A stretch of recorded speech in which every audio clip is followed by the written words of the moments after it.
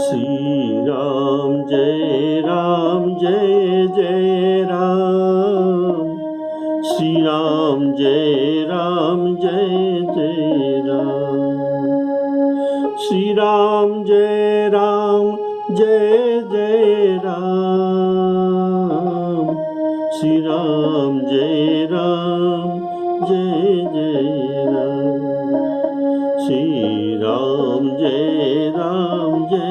जय राम। श्री राम जय जय राम। श्यावर रामचंद्र की जय।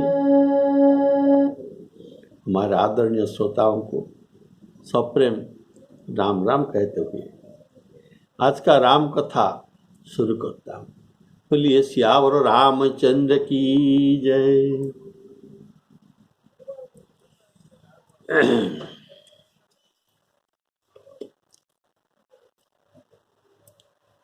अभी चित्रकूट के प्रसंग चल रहा है। भरत जी के माताओं रानियां, इनका चित्रकूट में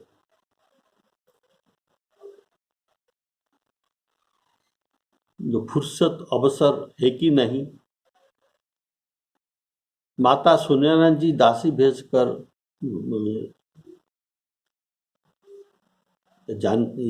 उनका ये फुर्सत के बारे में जानते हैं।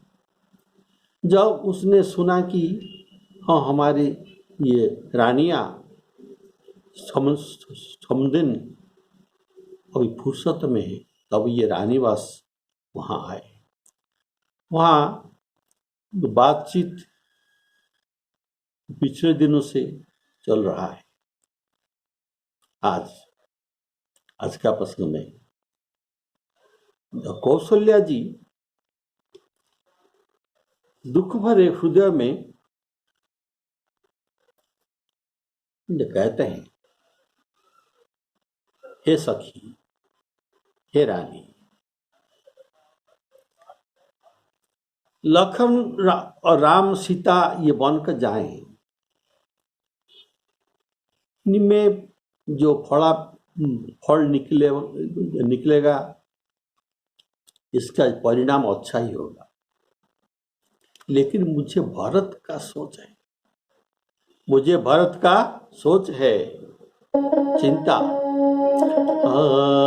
लखन राम सिय जाऊ बना, भल परिणाम न सोचु रामा, भल परिणाम न सोचु।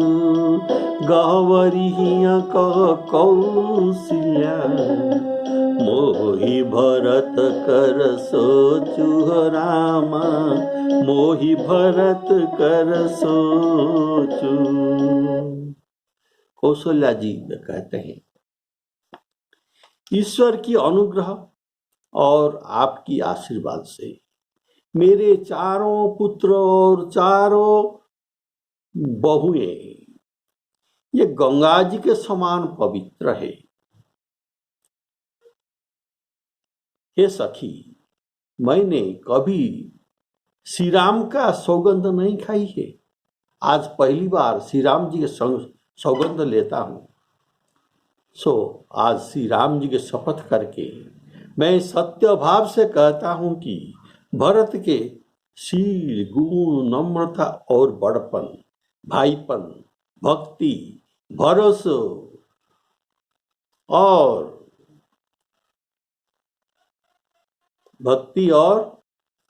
अच्छेपन का वर्णन करने में सरस्वती जी की बुद्धि भी सक जाती है, हिचकती है।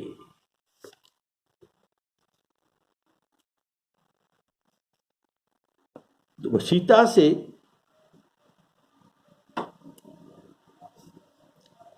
सरस्वती की बुद्धि जो सकुचत है। यहाँ एक उपमा दिया जाता है, जो नदी का सीप, तो नदी का जो सीप होता है ये छोटा सा होता है। ये नदी का सीप से कहीं समुद्र उलीचे जा सकता है? नहीं जा सकता ना।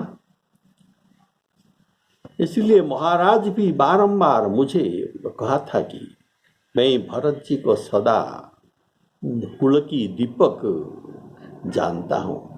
ऐसा दशरथ जी ने कौशल्या जी को कहा था, बारंबार कहा था। देखो, सोना को कसटी पत्थर के ऊपर घिसने से, रगड़ने से इनका मूल्य का बोध होता है। और रत्न जो पारिखी के पास, जोहरी के पास के मिलने पर ही उसे पहचाना जाता है। वैसे ही तो पुरुष की परीक्षा कैसे होता है? पुरुष की परीक्षा जैसे सोना के परीक्षा पारिखी पत्थर में घिसने से होते हैं, और रत्न की परीक्षा जोहरी के पास जाने पर होता है। तो इससे पुरुष की परीक्षा कैसे होता है? सुनिए, ये पुरुष की परीक्षा समय पड़ने पर उनके स्वभाव से ही पहचाना जाता है। किंतु आज मेरा ऐसा कहना उचित नहीं है। ये बात कौशल्या जी कह रहे हैं, शोक और स्नेह से बुद्धि ठीक काम नहीं करती। अपने स्वयंपन अर्थात विवेक कम हो जाता है।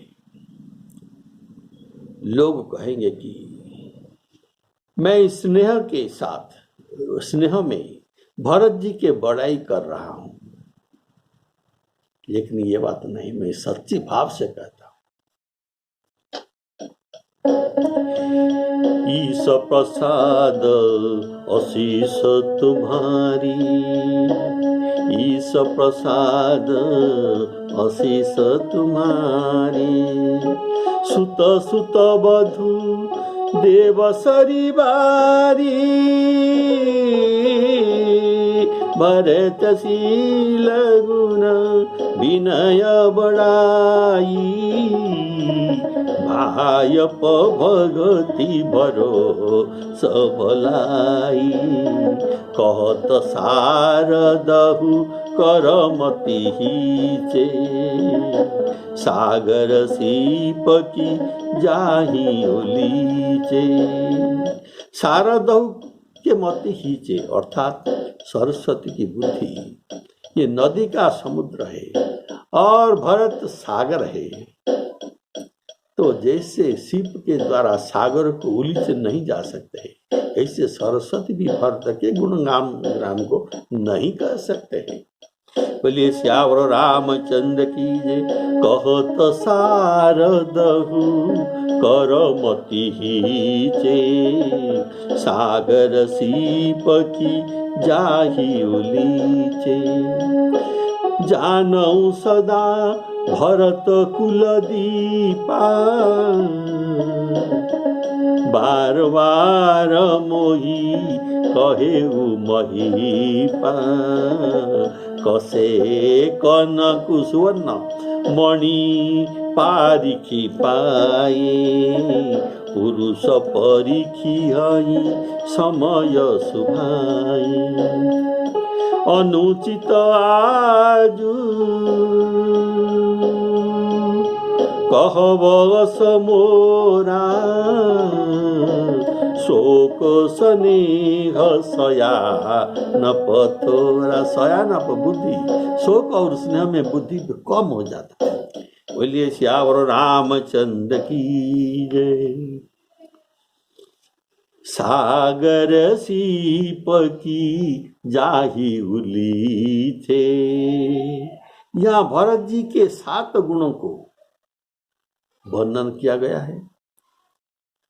भरत जी के शील, नम्रता, बड़ाई, भायप, भक्ति, भरोसो, भलाई, आनंद, और ऐसे 7 सद्गुण वर्णन किया गया है।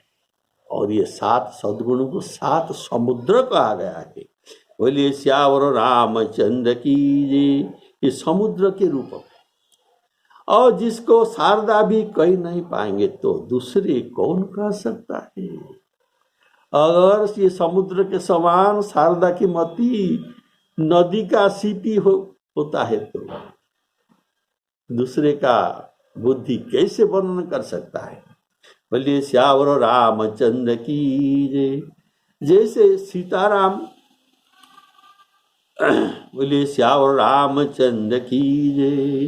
जैसे सागर का बड़ा बड़ा शिप यदि चाहेंगे, सागर का अगर बड़ा बड़ा शिप चाहेंगे तो भी समुद्र के जल को खाली नहीं कर सकते।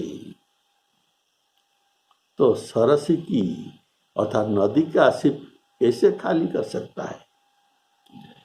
जानऊ सदा भरत कुल दीपा। जानहूं, जानहूं का बहुत कुछ अर्थ होता है। देखिए, जानहूं का अर्थ क्या है, मैं जानता हूं।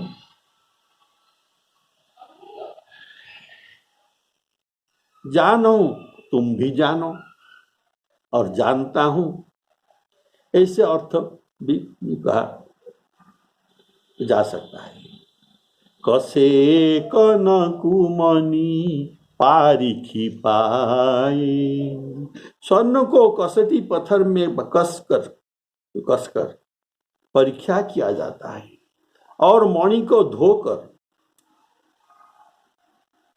उस पानी को,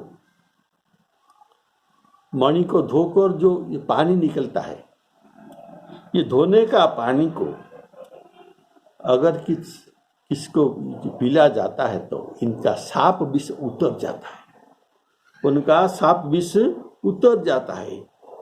तब ये प्रमाणित होता है ये साप का मणि है। बोलिए श्यावर रामचंद्र की जय। जथा चतुभिः, चार प्रकार से। कैसे, न परीक्षते, निर्घर्षण, छेदन और ताप, ये चार प्रकार से। स्वर्ण परीक्षते, निर्घर्षण घसना, छेदन छेद कर, ताप और ताड़ने ही। ये जोहरी ये जान सकते हैं ये सोना कैसा है। तथा चतुभिः पुरुषः परीक्षते, जैसे चार प्रकार से स्वर्ण को परीक्षा किया जाता है, ऐसे चार प्रकार से भी पुरुषों को भी परीक्षा किया जा सकता है। तो ये तो कौन सा प्रकार है, त्याग है ना, इसके पास कितना त्याग है। शील है ना, इनके पास कितना सहनशीलता है, इनका गुण कैसा है, इनके कर्म कैसा है। ये चारों के द्वारा पुरुषों को भी परीक्षा किया जा सकता है। कौशल्या जी की ये जो बात, ये गंगा जी की समान पवित्र करने वाली, ऐसे बात सुनकर सभी रानियों स्नेह के मारे विकल हो गई। कौशल्यादि फिर धीरज धरकर कहा, कौशल्या जी फिर धीरज धरकर कहा, हे देवी मिथिलेशी, हे जनक जी की रानी सुनयना जी, हे देवी मिथिलेशी सुनिए, ध्यान देकर सुनिए। ज्ञान के भंडार से जनक जी की प्रिया, आप कुछ कम नहीं, आप भी ज्ञान के भंडार हैं। आपको कौन उपदेश दे सकता है। बोलिए श्यावर रामचंद्र की जय।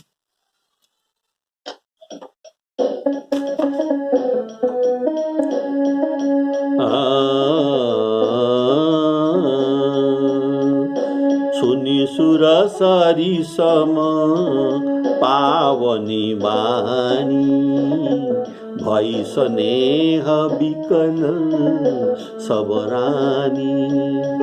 कौशल्या कह धीर धरी, सुनहु देवी मिथिलेशी,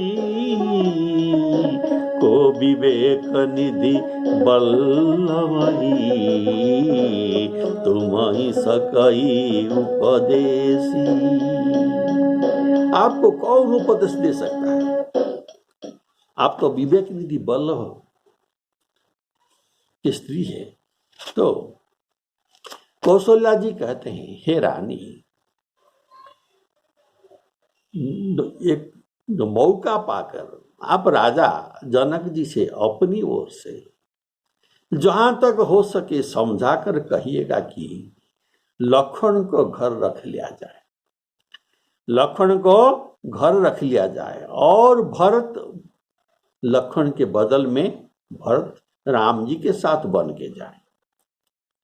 यदि यह बात मन में ठीक जच जाए तो भली भांति विचार कर ऐसा यत्न करे,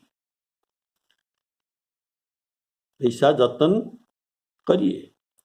मुझे भरत को अत्यधिक सोच हो रहा है, भरत जी के लिए अत्यधिक सोच हो रहा है। भरत के मन में गूढ़ प्रेम है, उसके घर में रहने में मुझे भलाई नहीं जान पड़ती, अर्थात मुझे यह डर लगता है कि उनके प्राणों को कोई भय न हो जाए। इसलिए आप राजा को मौका पाकर मेरी प्रस्ताव को उपस्थापन कीजिए।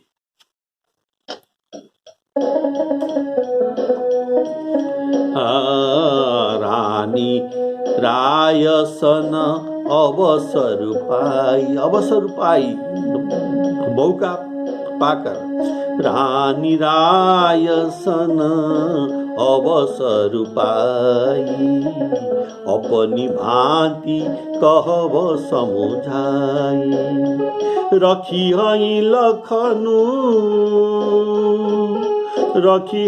लखनु भरत गवा नहीं बन,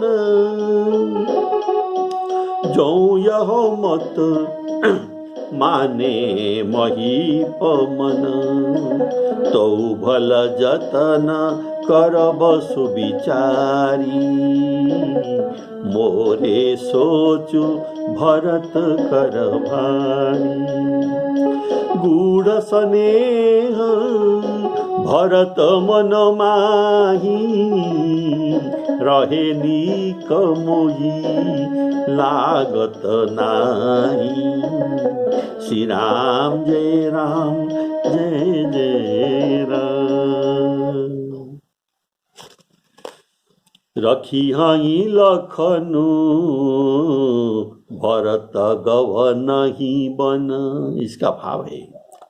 इसका कारण लक्ष्मण को रोक देने पर केवल राम वियोग का दुख होगा, लेकिन भरत को भेजने से अपजस और वियोग के दुख जाएगा। फिर से सुनिए, लक्ष्मण को रखने से राम वियोग का दुख उनको लगेगा, लेकिन भरत को भेजने से अपजस और वियोग के दुख जाएगा। कारण गूढ़ स्नेह भरत मन माही, गूढ़ स्नेह, भरत के पास गूढ़ स्नेह है। ये बात को गुरु वशिष्ठ जी, निषादराज, पूर्ववासी, लक्ष्मण, देवता आदि सब भरत का गूढ़ प्रेम को न बूझकर, इनके गूढ़ प्रेम को न बूझकर उनके ऊपर संदेह करते हैं। चित्रकूट जाने का समय अयोध्यावासी सोच रहे कि हम तो सभी चले जा रहे हैं, तो हमारे घर का संपत्ति का ये कौन रखवाल करेगा। तो सबने सोच लिया हम घर में नहीं रहेंगे, हम राम जी के दर्शन में जाएंगे। तो घर का संपत्ति उसे जल जाना दीजिए। जो राम जी के पास जाने के लिए अगर संपत्ति, घर के संपत्ति बाधक होता है, तो ऐसे संपत्ति हमें नहीं चाहिए, इसे जल जान दीजिए। ऐसे घर भी जल जाने दीजिए। जरौ संपत्ति सदन सुख, सुहृद मातु पितु भाई। सन्मुख हो तज राम पद, करे न सहस सहाई, करे न सहस सहाई। लेकिन ऐसा था अयोध्या वासियों के मन का भाव, लेकिन भरत जी के मन का भाव क्या था? संपत्ति सब रघुपति के आई। ये लोग अपने संपत्ति को जल जाने दीजिए ऐसे कह सकते हैं, इसमें कोई बुरा बात नहीं। लेकिन ये तो संपत्ति मेरा नहीं है, ये तो सब रघुपति का है, रघुनाथ जी का है। तो रघुपति का संपत्ति को कैसे ऐसे अनादर करके मैं तो चला जाऊं? तो इसलिए ये मेरे लिए पाप और अधर्म हो जाएगा। इसलिए विश्वासी सेवकों को घर रख पुर का रखवार करके ये चलते हैं। और लोग तभी तो समझते हैं कि देखो भरत इतना वैराग्य भाव दिखाते हैं, लेकिन संपत्ति का रखवाल करने के लिए इन्होंने विश्वासी लोग ढूंढ कर रखते हैं। हम तो इतना हमारी संपत्ति को इतना ये ध्यान नहीं दिया। तो जरूर संपत्ति का लोभ भरत जी के पास है। तो ये जो अपजस लोग दे रहे हैं, ये अपजस चली जाएगा अगर भरत राम जी के साथ जाएंगे। तो कौशल्या जी के स्वभाव देखकर और उनकी सरल और उत्तम वाणी सुनकर सब रानियों करुण रस से निमग्न हो गई। इसी समय आकाश से पुष्प की ये वर्षा का झड़ी लग गया और धन्य धन्य ध्वनि आकाश से सुनना को मिले।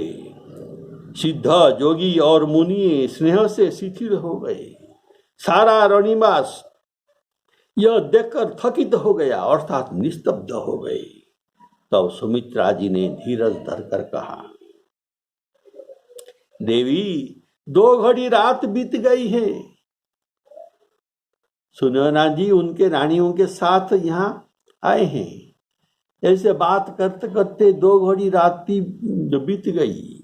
यह सुनकर श्री राम जी की माता बोल उठी और प्रेम सहित स्वभाव से बोले, अब आप शीघ्र अपनी डेरे को पधारिए। हमारे तो अब केवल ईश्वर ही गति है, और भी एक गति है। एक ईश्वर गति है और दूसरा गति है आपके राजा जनक जी। ये दोनों हमारे शुभचिंतक, ये जो कुछ करेंगे ऐसे इसी से ही हमारा हित होगा। बोलिए श्यावर रामचंद्र की जय। लखी सुभाउ सुनी सरल सुबानी, सब भई मगन करुण रसराणी। नभ प्रसून झरी धन्य धन्य धुनी, शिथिल स्नेह सिद्ध जोगी मुनि। सबुर निवासु बिथकी थकी रहेऊ, तब धरि धीर सुमित्रा कहेऊ। देवी दंड जुग जामिनी रात, देवी दंड जुग दामिनी जामिनी बीती, राम मातु सुनी उठी सप्रीति, राम मातु सुनी उठी सप्रीति। बेगी पाऊ पाऊ पद, बेगी पाऊ धारिय थलही,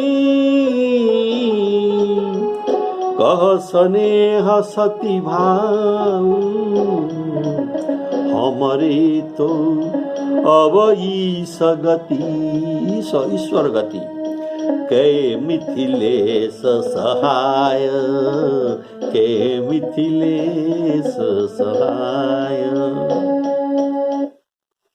इसका सुंदर उत्तर अभी सुनैना जी देते हैं। कै मिथिलेश सहाय, मिथिलेश राजा को जो कौशला जी ने इतना बड़ा बनाकर कहा, इसका उत्तर अभी देंगे सुनैना जी। कौशल्या जी के प्रेम को देखकर और उनके विनम्र वचनों को सुनकर जनक जी की प्रिय पत्नी ने उनके पवित्र चरण पकड़ लिए, इनके पवित्र चरण पकड़ लिया और कहा, हे देवी, आप राजा दशरथ जी की रानी है और राम जी की माता है। आपने ऐसा, आपके पास ऐसे नम्रता उचित ही है। प्रभु अपने निजजन को आदर करते हैं, प्रभु अपने निजजन को आदर करते हैं। अग्नि धुएं को जो सिर जो चढ़ाते हैं, पर्वत जो तृण को अर्थात घास को अपनी सिर पर धारण करते हैं। हमारे राजा, हमारे राजा तो कर्म मन और वाणी से आपका सेवक है। अभी सुनैना जी कहते हैं, हमारे राजा तो आपके सेवक है मन वचन और कर्म से, और सदा सहायक तो महादेव पार्वती जी है। ये तो ठीक है। बोलिए सियावर रामचंद्र की जय। लखी स्नेह सुनी वचन विनीता, जनक प्रिया गह पाय पुनीता। देवी उचित सी विनय तुम्हारी, दशरथ घरनी राम महतारी। प्रभु अपने नीचहु आदरही, अगनि धूम गिरी सिर तृण धरही। सेवकुराऊ करम मन बानी, सदा सहाय महेश भवानी। श्री राम जय राम, जय जय राम। तो जनक प्रिया गह पाय पुनीता। कौशल्या जी के वचन सुनकर जनक जी की स्त्री इनके पांव पकड़ लिए। तो इसका यथार्थता आप सुनिए। कौशल्या जी के दर्जा यहाँ बड़ा है, कारण ये दामाद की माता है और चक्रवर्ती सम्राट दशरथ जी की स्त्री है, इसलिए ये सम्माननीय है। इसलिए उनका पांव पकड़ना कोई बुरी बात नहीं है। और अतः ये ऐसे बिना वचन क्यों न कहेंगे। चक्रवर्ती सम्राट के स्त्री होकर और राम जी के माता भी होकर ये इतने विनय कर रहे हैं, इसीलिए सुनैना जी उनके पांव पकड़ लिए। और एक बात सुनिए, प्रभु अपने नीच हुआ आदरही। इसका भाव है कि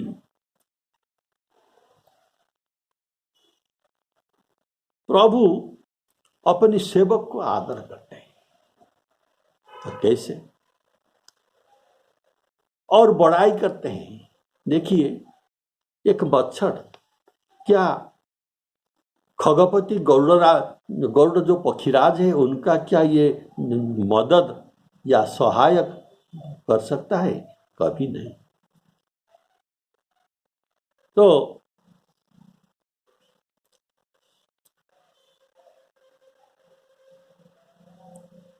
बोलिए श्यावर रामचंद्र की जय। तो इसका भाव है, जब श्री राम जी अयोध्या से लौटकर लंका से लौटकर अयोध्या पहुंचते हैं, तब ये गुरु जी महाराज को अपने आए हुए सब साथियों का इंट्रोड्यूस करते हैं, उनका परिचय देते हैं। कहते हैं, ये सब सखा सुनहु मुनि मेरे। ये वानर भालुओं को सखा इसे संबोधन करके जो कहते हैं कि इनको कितना सम्मान देते हैं। प्रभु अपने नीच हूँ आदर हैं। ये नीच वानर भालुओं को सखा बोले, तो प्रभु अपने नीच हूँ आदर ही। तो और कहे, ये सब समर सागर महभेरी। समर सागर ये पार जाना बड़ा कठिन था, लेकिन मुझे इनका बेड़ा जो मिल गया, इनके बेड़ा रूप साहाଯ୍य के द्वारा मैं निशाचर उनको संहार किया।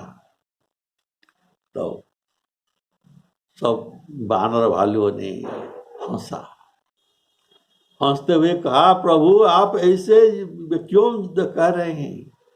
मच्छर क्या खगपति गरुड़ का मदद कर सकता है, सहायक बन सकता है? ऐसा कभी नहीं हो सकता। ये सब सखा सुनहु मुनि मेरे, भये समर सागर कहाँ बेरे। तो वानरों ने कहते हैं, प्रभु अपने नीच हूँ आदरही, अगनि धूम सिरी, अगनि धूम गिरी, शिर तृण धरही।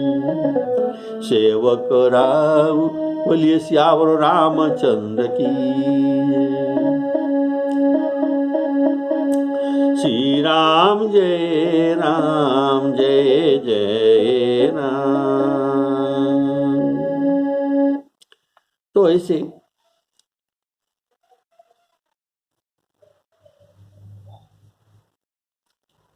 प्रभु अपने नीच सेवक को आदर देते हैं, सम्मान देते हैं।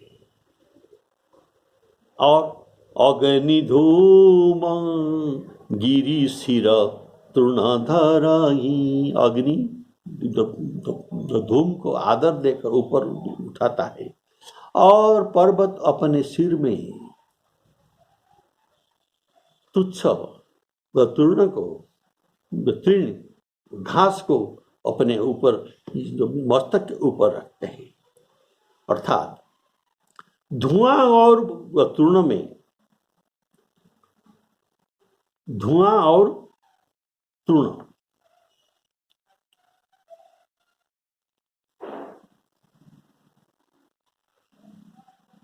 धुआं और धुआं में अग्नि को कुछ फायदा नहीं, और वह तृणों के द्वारा पर्वतों को भी कुछ फायदा नहीं। तब भी ये आदर करते हैं। अग्नि धुआं को आदर करके ऊपर उठाते हैं, और ये पर्वत तृण को अपने सिर पर धारण करते हैं। विवाह के बाद दशरथ महाराज को जनक जी महाराज तो कहते हैं, हे महाराज, आपके साथ में संबंध जोड़कर आज बड़े हो गए और मुझे, जनक जी को और मेरे साथ संबंधियों को, मेरे परिवार को आपका बिना मूल्य दिए चाकर की समान समझेंगे। देखिए कितना विनम्रता थे जनक जी का।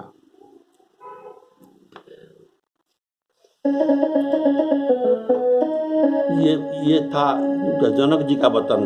संबंध राजन रावरे हम बड़ब सब विधि भये,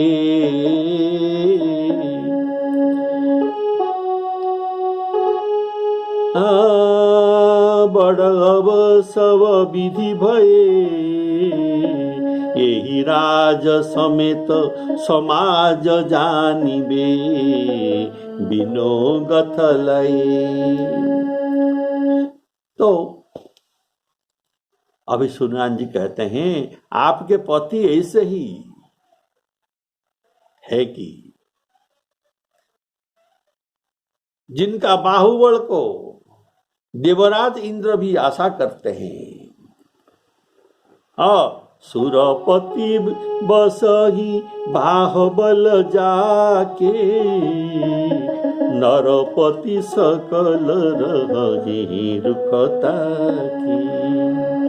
तो आपके सहायक होने योग्य जगत में कौन है? आप जो कहे जनक जी हमारे सहायक है, लेकिन आपके सहायक योग्य जगत में कौन नहीं है? दीपक, छोटा सा दीपक सूर्य का सहायता करने जाकर कहीं शोभा पा सकता है? छोटा सा दीप कहीं सूर्य का सहायक हो सकता है? कभी नहीं। श्री रामचंद्र जी वन में जाकर देवताओं के कार्य करके अवधपुरी में अचल राज्य करेंगे। देवता, नाग और मनुष्य अर्थात स्वर्ग, मर्त्य, पाताल के वासी तीनों लोग सब श्री रामचंद्र जी के भुजाओं के बल पर अपने लोक में सुखपूर्वक बसेंगे। ये बात कह रहे हैं सूर्यनारायण जी कौशल्या जी को। यह सब याज्ञवल्क्य जी ने हमें कहे हैं, जो पहले ही कह रखा है।